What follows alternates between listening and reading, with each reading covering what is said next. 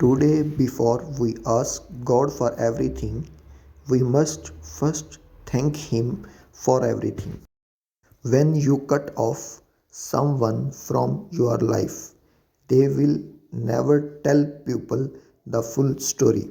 They will only tell them the part that makes you look bad and them innocent.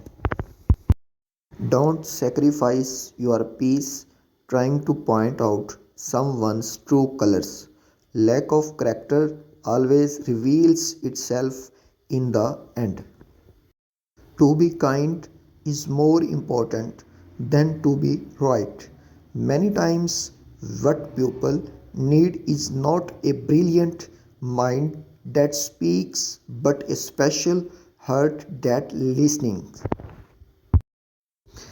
Know your place in pupils, lives and act accordingly. It's not pride, it's self respect.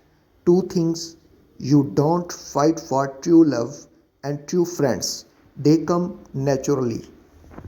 The smile on my face does not mean my life is perfect. It means that despite my challenges, I choose to focus on my blessings.